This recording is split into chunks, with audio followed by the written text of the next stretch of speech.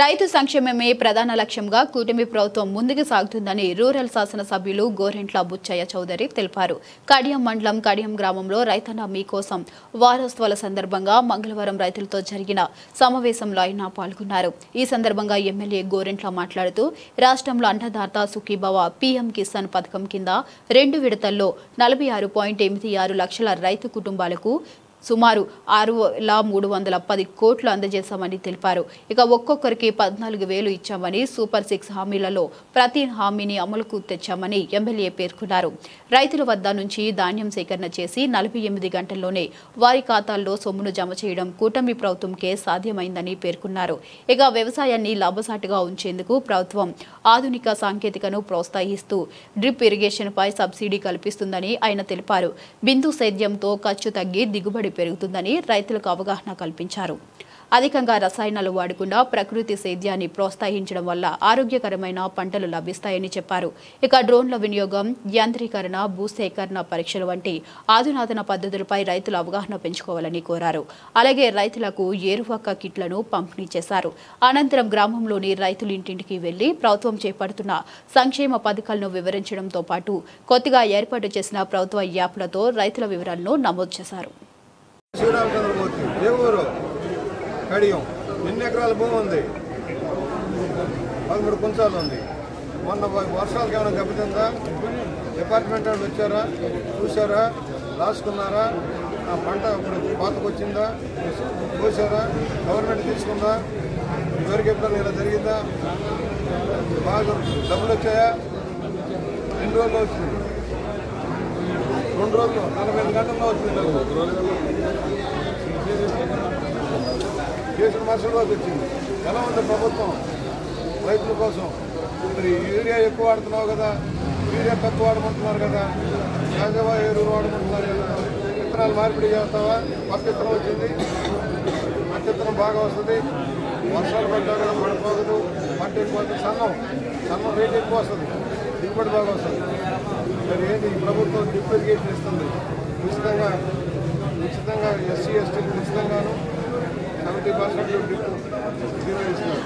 మంచి వరి కనుక మార్పులు చేసుకోవాలి, పంటలు మార్పులు చేసుకోవాలి. ఆవు బాగు చేయాలి, ఆవులో కుదరదు. వరి చెప్తే వ్యవసాయం కుదరదు. ఆవులు రైతులు హ్యాపీగా ఉన్నారా? మన రైతులకు వచ్చే డబ్బు వచ్చిందా? 14,000 వచ్చిందా? 14,000 పడింది. లంచం ఇవ్వాల్సి వచ్చిందా? ఏం లేదు. మరి పరిపాలన బాగుందా? వచ్చిన వెంటనే ఇన్ని ఆర్థిక అలాగే ఏదైనా సరే ఇవాళ ఏమి ఇచ్చినా నేరుగా రైతు సేవా కేంద్రాల ద్వారా సహాయం అందే కార్యక్రమం చేస్తున్నాం. ఎరువులు పంట లేకుండా చూస్తున్నాం. మొన్న వచ్చిన తుఫాన్ ప్రభావాన్ని తట్టుకోవడం కోసం వారికి సహాయం చేసే కార్యక్రమం ఉంటుంది. ఎక్కడైనా వర్షాల వల్ల దెబ్బతిన్న పంటలని ఎన్యూమరేట్ చేసి వారికి సహాయం చేసే కార్యక్రమం. అలాగే కేంద్ర ప్రభుత్వ రాష్ట్ర ప్రభుత్వ సహాయంతో రైతులకు ఇచ్చే 20,000 రూపాయలు 14,000 రూపాయలు ఇప్పటికే రైతు ఖాతాలో జమ చేయడం జరిగింది. ఇవాళ ఒకటి పురుగు మందులు కానీ ఎరువులు కానీ సరసమైన వాళ్ళకి ఇచ్చే కార్యక్రమం. యాన్యుల అడ్డంలో చిన్న సమస్య వచ్చింది, వారికి మందులు అమ్మకం మీద చెప్తున్నారు. నిన్న మంత్రి గారితో మాట్లాడాను.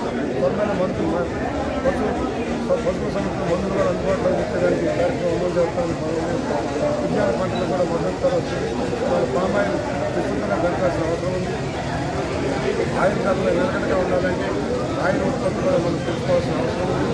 ఇవాళ కూరగాయల మార్కెట్ బాగా ఉంది. ఎక్కడైనా సరే పంటలు తరహాగా వ్యవసాయం చేసుకుంటే కూరగాయలు కూడా డిమాండ్ ఉంది.